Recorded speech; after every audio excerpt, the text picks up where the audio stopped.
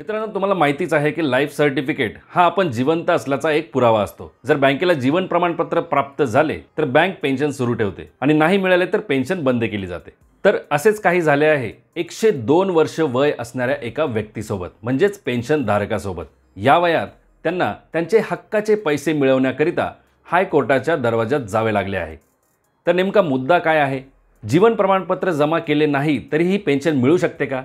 थकबाकीचे काय आणि हायकोर्टाने दिलेला आदेश काय आहे, जाणून घेऊया आजच्या व्हिडिओमध्ये। पण त्यापूर्वी जर तुम्ही आपल्या चॅनलवर नवीन असाल तर अवश्य सबस्क्राइब करा, बेल आयकन प्रेस करून ऑल नोटिफिकेशन सिलेक्ट करा, ज्यामुळे या प्रकारचे महत्त्वपूर्ण आणि माहितीपूर्ण व्हिडिओज तुमच्यापर्यंत सर्वात आधी पोहोचतील। नमस्कार मित्रांनो, ज्येष्ठ नागरिकांना दरवर्षी 30 नोव्हेंबरच्या आत त्यांचे जीवन प्रमाणपत्र लाईफ सर्टिफिकेट बँकेत किंवा जिथून त्यांना पेन्शन मिळत आहे पेन्शन डिस्बर्सिंग एजन्सी म्हणजे पीडीए मध्ये ते जमा करणे बंधनकारक असते। आणि जर व्यक्ती सुपर सिनियर सिटीजन असेल, म्हणजे त्यांचे वय 80 वर्ष किंवा त्याहून अधिक असेल, तर अशा व्यक्तींना दरवर्षी 1 ऑक्टोबर पासून त्यांचे जीवन प्रमाणपत्र जमा करण्यासाठी नवीन विंडो उघडण्यात आलेली आहे। म्हणजे त्यांच्याकडे 2 महिन्यांचा कालावधी असतो। हे जीवन प्रमाणपत्र वेळेत जमा केले तर तुमची पेन्शन सुरू राहते, नाही केले तर पेन्शन बंद होते। याच वर्षी 17 फेब्रुवारी 2023 रोजी हायकोर्टाने जीवन प्रमाणपत्र आणि पेन्शन या संदर्भात एक महत्त्वपूर्ण ऑर्डर काढली आहे। त्या ऑर्डरची कॉपी मी तुमच्यासाठी या व्हिडिओच्या डिस्क्रिप्शन बॉक्समध्ये दिली आहे। जर वेळ मिळाला तर ती नक्की वाचा। तर झालं असं की ज्या व्यक्तीने याचिका दाखल केली त्या व्यक्तीचे वय आहे 102 वर्ष। ही व्यक्ती स्वातंत्र्य सैनिक होती, त्यामुळे स्वातंत्र्य सैनिक सन्मान गौरव धन पेन्शन अंतर्गत त्या व्यक्तीला पेन्शन मिळत होती। मित्रांनो, ही पेन्शन केंद्र सरकार आणि राज्य सरकारमार्फत एकत्रितपणे म्हणजे संयुक्तपणे जॉईंटली दिली जाते। या पेन्शनधारकाला पेन्शन 1974 पासून मिळत होती, पण 1 नोव्हेंबर 2017 रोजी दिली जाणारी ही पेन्शन अचानकपणे बंद करण्यात आली। आता पेन्शनधारकाने बँकेत जाऊन याचे कारण विचारले असता त्यांनी 2017-18 या वर्षासाठी त्यांचे जीवन प्रमाणपत्र म्हणजे लाईफ सर्टिफिकेट जमा केलेले नाही, म्हणून पेन्शन बंद झाली आहे असे एक कारण सांगण्यात आले। मित्रांनो, आता तुम्हीच सांगा, 2017 मध्ये या व्यक्तीचे वय 97 वर्षांच्या आसपास असेल। आता 97 वय वर्ष असणारी व्यक्ती बँकेमध्ये स्वतः जीवन प्रमाणपत्र जमा करण्यासाठी हजर होऊ शकते का? अर्थातच शारीरिक अक्षमता आणि तब्येतीचे काही कारण असेल म्हणूनच या व्यक्तीला स्वतः हजर राहता आले नाही। म्हणूनच या स्पेसिफिक केसचा विचार करता बँकेने त्यांची पेन्शन थांबवणे कितपत योग्य आहे असा प्रश्न प्रत्येकालाच पडला असेल आणि ते अयोग्यही प्रत्येकाला वाटत असेल। पण मित्रांनो, बँक अशी अट का घालते? अनेकदा ज्येष्ठ नागरिकांचे मृत्यू झालेले असतानाही त्यांची पेन्शन आपल्याला मिळत राहावी या हव्यासापोटी अनेक प्रकरणांमध्ये कुटुंबीय धोकाधडीने किंवा फसवणुकीने खोटी कागदपत्रे सादर करून त्यांची पेन्शनची रक्कम काढत असतात। हे सर्व थांबावे म्हणूनच बँक अशा प्रकारची अट घालते। त्याचप्रमाणे हे सर्व थांबावं म्हणूनच गव्हर्नमेंटने फेस रेकग्निशन, व्हिडिओ कॉल तसेच जीवन प्रमाणपत्र पोर्टल यासारख्या सुविधा ज्येष्ठ नागरिकांसाठी उपलब्ध करून दिलेल्या आहेत। या प्रत्येक प्रोसेसची माहिती मी आपल्या चॅनलवर स्वतंत्र व्हिडिओजमध्ये आधीपासूनच अपलोड केलेली आहे। तुम्ही ते व्हिडिओज नक्की बघावे, कारण यामुळे तुमचाच वेळ वाचणार आहे। प्रत्येक व्हिडिओची लिंक तुम्हाला या व्हिडिओच्या डिस्क्रिप्शन बॉक्समध्ये मिळेल। आता आपल्या टॉपिकवर परत येऊ तर 1 नोव्हेंबर 2017 रोजी पेन्शन थांबवली जाते आणि ती वर्षभर बंदच राहते। पेन्शनधारकाचे इतके वय असतानाही नाइलाज असतो त्यांना बँकेमध्ये हजर राहावे लागते। ती तारीख असते 24 डिसेंबर 2018, म्हणजे बरोबर 13 महिन्यानंतर ते बँकेत जातात, त्यांचे जीवन प्रमाणपत्र त्या बँकेमध्ये सबमिट करतात आणि त्यांची पेन्शन पुन्हा सुरू केली जाते।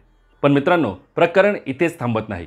लक्षात घ्या, त्यांची पेन्शन 1 नोव्हेंबर 2017 रोजी बंद करण्यात आली होती आणि 24 डिसेंबर 2018 रोजी पुन्हा सुरू करण्यात आली। परंतु या दोन्ही तारखांच्या गॅपमध्ये त्यांना कुठलीही पेन्शन देण्यात आली नाही।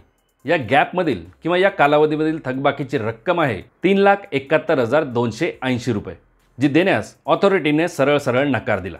आता ही थकबाकीची रक्कम परत मिळवण्यासाठी 102 वर्षाच्या त्या व्यक्तीला माननीय हायकोर्टामध्ये याचिका दाखल करावी लागली। पेन्शनधारकाचे वय आणि सिनियरिटी लक्षात घेता माननीय हायकोर्टाने 2 हप्त्यांच्या आत योग्य ती ॲक्शन घेण्याचे आदेश दिले। परंतु 2 हप्त्यानंतरही कुठल्याही प्रकारची ॲक्शन न झाल्यामुळे त्या व्यक्तीला पुन्हा हायकोर्टामध्ये धाव घ्यावी लागली।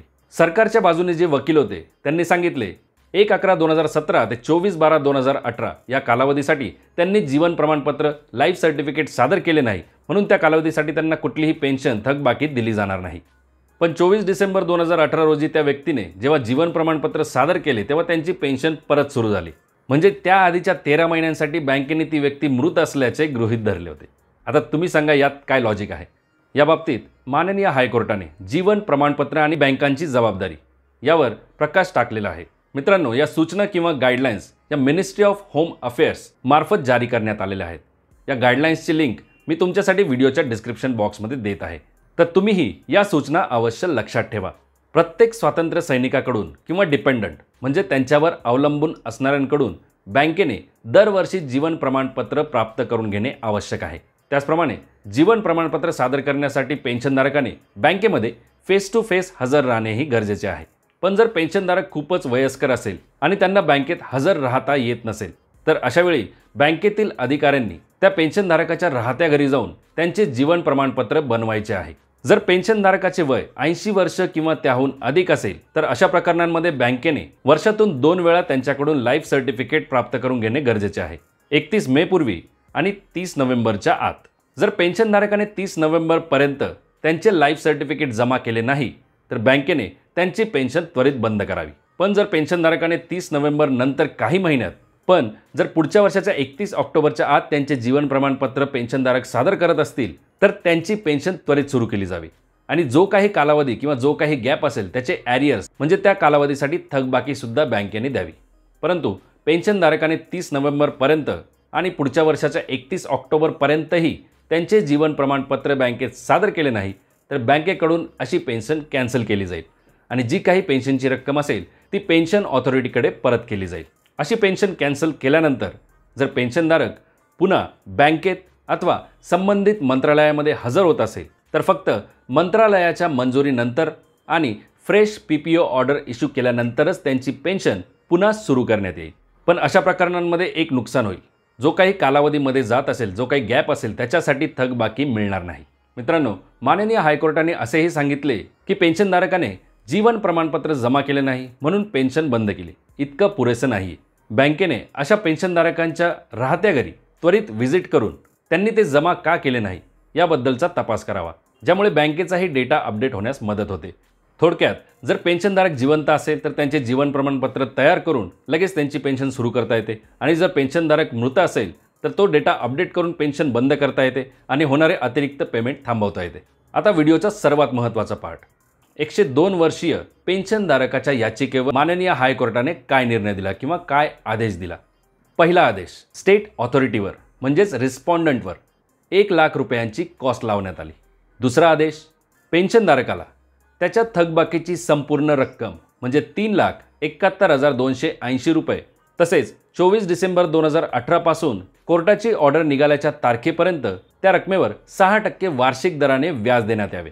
तसेच माननीय हायकोर्टाची ही ऑर्डर ऑथॉरिटीकडे पर्यंत ज्या दिवशी पोहोचेल, ज्या तारखेला पोहोचेल, त्या तारखेपासून पुढील 2 हप्त्यांमध्ये हे पेमेंट करणे गरजेचे असेल। तिसरा आदेश, आणि जर हे पेमेंट 2 हप्त्यांमध्ये करण्यात आले नाही, तर 24 डिसेंबर ते पेमेंट होण्याच्या तारखेपर्यंत पेन्शनधारक वार्षिक 18% व्याज मिळवण्यासाठी पात्र असेल। म्हणजेच संपूर्ण थकबाकीच्या रकमेवर 6% नाही तर 18% व्याज ऑथॉरिटीला पे करावे लागेल। तर मित्रांनो, या प्रकरणातून तुम्हाला पेन्शन, जीवन प्रमाणपत्र, बँकेच्या रिस्पॉन्सिबिलिटीज याबद्दल चांगले ज्ञान मिळाले असेल अशी अपेक्षा करतो। जर तुम्हाला व्हिडिओ आवडला असेल तर अवश्य लाईक करा आणि हा इतरांसोबत नक्की शेअर करा। धन्यवाद मित्रांनो। जय हिंद, जय महाराष्ट्र।